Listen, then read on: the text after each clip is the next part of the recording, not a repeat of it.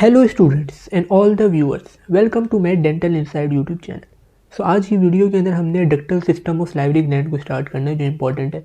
Ductal system के अंदर मैंने बात की है 3 तरह की डक्ट आपके पास इन्वॉल्व होंगी। कौन कौन सी? स्ट्राइएटेड डक्ट, इंटरकलेटेड डक्ट और एक्सक्रीटरी डक्ट। ये तीनों डक्ट हैं। अगर मैं इसकी डायग्राम के ऊपर जाऊँ तो इसकी डायग्राम मैंने पहले भी एक दफ़ा एक्सप्लेन की थी कि ये डायग्राम आपकी आती है डक्टल सिस्टम के अंदर। ठीक है, ये वाला पार्ट जो था हमने कवर कर लिया कि सलाइवा किस कहाँ से रिलीज हो रहा है, सेक्रेटरी एंड पीस से। उसके बाद सबसे पहले वो जाते हैं इंटरकलेटेड डक्ट में, वहाँ से जाते हैं स्ट्राइएटेड डक्ट में, वहाँ से जाते हैं एक्सक्रीटरी में, और उसके बाद मेन एक्सक्रीटरी डक्ट के जरिए जो है वो ओरल कैविटी में रिलीज हो जाता है। ठीक है, बस हमने ये छोटा सा पार्ट इसको डिस्कस करना है। जो आपका इंपॉर्टेंट पार्ट था सीरस और म्यूकस वाला, वो खत्म हो गया। अब हम इसको स्टार्ट करना है। अच्छा, इसके अंदर बहुत सारी चीज़ें ना अब रिपीट पे, क्योंकि ये बहुत बड़ा चैप्टर है और 10 ईयर्स के अंदर मसला ये है कि चीज़ें ये बहुत ज़्यादा रिपीट करते हैं। तो जो चीज़ें नई आएंगी ना, नई चीज़ें होंगी, उसको हम डिस्कस करेंगे। और जो रिपीट होगा उसको मैंने हाईलाइट नहीं किया हुआ, वो आपका रिपीटिशन के ऊपर ही चल रहा होता है। वो कुछ चीज़ें इंपॉर्टेंट नहीं है तो उसको मैंने छोड़ दिया। तो हम इसको स्टार्ट करते हैं डक्टल सिस्टम को।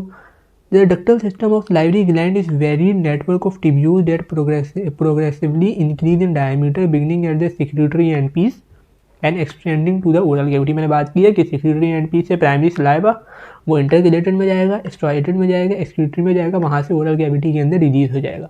ठीक है, अच्छा ये बात कर रहे हैं कि डक्टल सिस्टम सिर्फ और सिर्फ एक पैसेज वे का काम नहीं करता। ये कह रहा है the ductal system is more than just a simple conduct for the passage of saliva, it actively participate in the production and modification of saliva.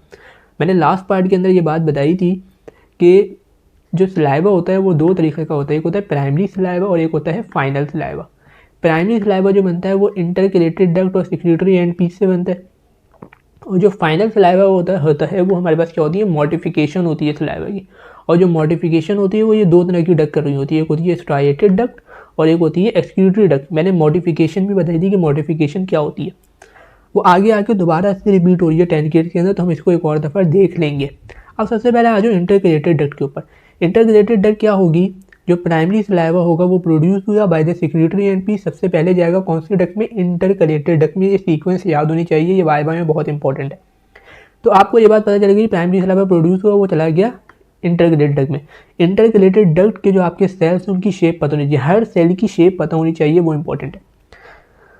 Intercalated duct के सेल की शेप होती है simple cuboidal, simple cuboidal epithelium होती है। और intercalated duct में क्या होते हैं? मायो एपिथेलियल सेल होते हैं। अगर ऊपर जाओ तो ये आपके जो थे ये मायो एपिथेलियल सेल्स थे। This one myoepithelial cell मैंने बताया था दो जगह पे होते हैं, एक इंटरकलेटेड डक्ट में होते हैं और सेक्रेटरी एंड पीस के ऊपर होते हैं। बाकी दोनों डक्ट के ऊपर मायो एपिथेलियल सेल्स नहीं होंगे। तो ये एक हिस्टोलॉजिकल पिक्चर दिखाई भी इंटरकलेटेड डक्ट की, इसको मैं लास्ट में डिस्कस करता हूँ। अगर आगे आ जाओ तो इसके अंदर ये बात बता रहे हैं कि इंटरकलेटेड डक्ट तो सलाइवा का जो प्राइमरी सलाइवा होता है उसको प्रोड्यूस कर रही होती है ना। प्राइमरी सलाइवा प्रोड्यूस होगा इंटरकलेटेड डक्ट में। इंटरकलेटेड डक्ट के अंदर दो चीज़ें होती हैं, एक होती है लाइसोजाइम और एक होता है लैक्टोफेरिन। क्या होता है? लाइसोजाइम होता है और लैक्टोफेरिन होता है। अब लाइसोजाइम का अगर फंक्शन देखो तो लाइसोजाइम जो होता है वो एंटी बैक्टीरियल फंक्शन होता है इसका। ठीक है, ये एंटी बैक्टीरियल फंक्शन होता है। और अगर आप लैक्टोफेरिन की बात करें तो ये बेसिकली आयरन के साथ बाउंड होता है और बैक्टीरिया की ग्रोथ होता है उसको इनहिबिट कर देता है। अच्छा, ये तो दो एंजाइम इसके बाद होते हैं, उसके अलावा कुछ।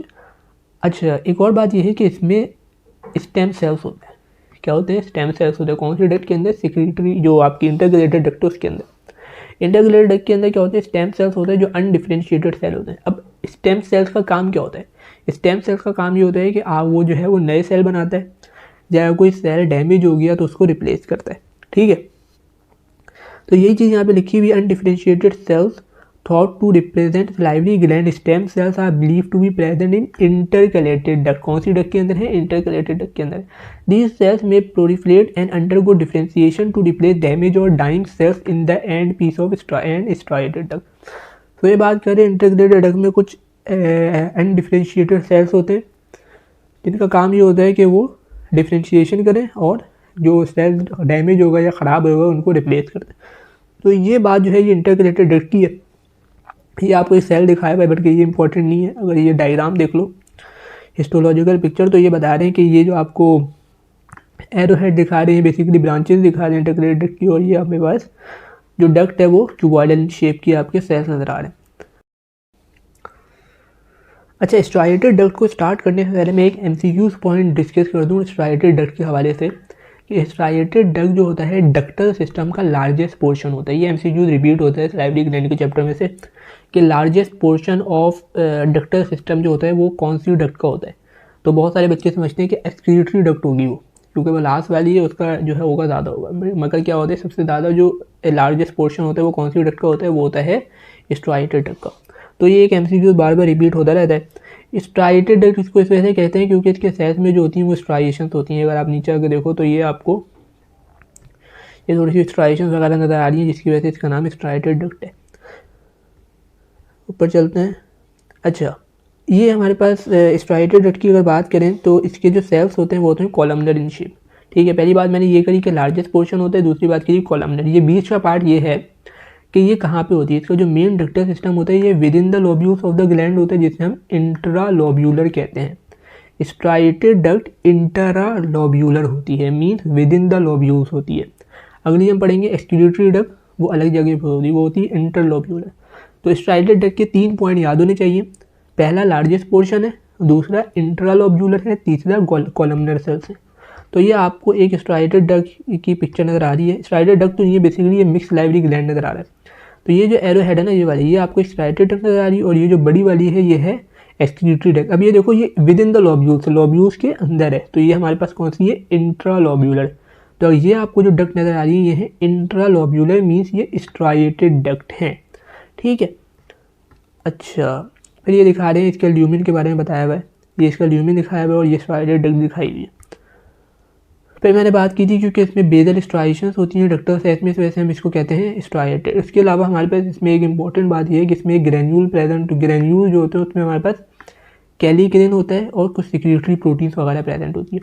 तो स्ट्राइएटेड डक्ट के अंदर 4 से 5 पॉइंट आपको अच्छे से पता होने चाहिए, और अगर आइडेंटिफिकेशन आ जाए तो आप इसको पहचान सकते हो कौन सी स्ट्राइएटेड है कौन सी एक्सक्रीटरी है। जो विद इन द लोब्यूल्स होगी वो स्ट्राइएटेड होगी, और जो बाहर होगी वो हमारे पास क्या होगी, एक्सक्रीटरी होगी। अब लास्ट बात करते हैं हम एक्सक्रीटरी डक्ट की। ये आपका ये स्ट्राइएटेड डक्ट का सेल दिखाया हुआ है। लास्ट में आ जाओ एक्सक्रीटरी डक्ट। एक्सक्रीटरी डक्ट मैंने बात की are located in the connective tissue septa between the lobules of the gland, जिसकी वजह से हम इसको एक्स्ट्रा लोब्यूलर कहते हैं या इंटर लोब्यूलर कहते हैं। एक थी विद इन द लोब्यूल्स और एक है हमारे पास एक्स्ट्रा लोब्यूलर, मीन्स जो सेप्टा है वहाँ पे होती है connective tissue septa between the lobules, वो हमारे क्या कहते हैं, इंटर लोब्यूलर ग्लैंड। और इसकी जो सेल्स होते हैं वो होते हैं pseudo stratified epithelium with columnar sales. पहली वाली के हमारे पास क्यूबॉइडल थे, दूसरी वाली जो थी हमारे पास वो कॉलमनर थे, दूसरी वाली के जो स्ट्राइएटेड थी, और लास्ट वाली के हमारे पास जो है वो सूडो स्ट्रेटिफाइड कॉलमनर है। तो pseudo stratified epithelium with columnar sales. अच्छा, ये सूडो स्ट्रेटिफाइड कॉलमनर तो होते हैं, मगर जैसे जैसे ये ओरल कैविटी की ओपनिंग की तरफ जाते हैं तो हमारे पास ये स्ट्रेटिफाइड हो जाते हैं, सूडो स्ट्रेटिफाइड से ये स्ट्रेटिफाइड बन जाते हैं। तो ये एक इंपॉर्टेंट पॉइंट आपको पता होना चाहिए। As the smaller duct join to form a large excretory duct, मैंने बात की कि स्मॉलर डक्ट होती है एक्सक्रीटरी, आखिर में जाके लार्ज बन जाती है, फिर वो जाके जो होती है वो ओरल कैविटी में ओपन हो जाती है। उसके अलावा इसमें कुछ गॉबलेट सेल्स भी प्रेजेंट होते हैं जो म्यूकस सिक्रीटिंग सेल्स होते हैं। तो ये आपके पास एक डायग्राम है किसकी, एक्सक्रीटरी डक्ट की। एक्सक्रीटरी डक्ट की ये डायग्राम है। तो ये देखो, तो ये जो आपको एरो हेड नजर आ रहे हैं ना, ये कोई न्यूक्लियस नहीं है बल्कि ये गॉबलेट सेल्स हैं, मीन्स म्यूकस के सेल्स हैं। तो म्यूकस सिक्रीटिंग सेल्स, अगर ये डायग्राम आ गई, म्यूकस सिक्रीटिंग सेल किसके अंदर है, एक्सक्रीटरी डक्ट के अंदर है। और ये आपको इसकी वो दिखाया हुआ है, सेल्स की शेप बताई हुई कि ये सूडो स्ट्रेटिफाइड एपिथेलियम दिखाई हुई। तो यहाँ पे जितनी भी डक्टल सिस्टम है ना वो ख़त्म हो गया। बहुत आसान था डक्टल सिस्टम में, कोई इतनी इंपॉर्टेंट या मुश्किल बात इसके अंदर नहीं है। बस आपको सेल की शेप पता होनी चाहिए, ये पता होना चाहिए कि सबसे लार्जेस्ट कॉम्पोनेंट कौन सी डक्ट बनाती है, स्ट्राइएटेड डक्ट बनाती है। बाकी ये पता होना चाहिए कौन सी डक्ट इंट्रालोब्यूलर है कौन सी इंटरलोब्यूलर है। ठीक है, ये चीज़ें थोड़ी सी इंपॉर्टेंट है, ये पता होनी चाहिए। बाकी जो चीज़ मैंने हाईलाइट नहीं की तो वो इंपॉर्टेंट नहीं है, वो पेपर में भी इतनी नहीं आती। तो ये थोड़ी सी डिफ्रेंशिएटिंग इसके पॉइंट आपको पता होने चाहिए।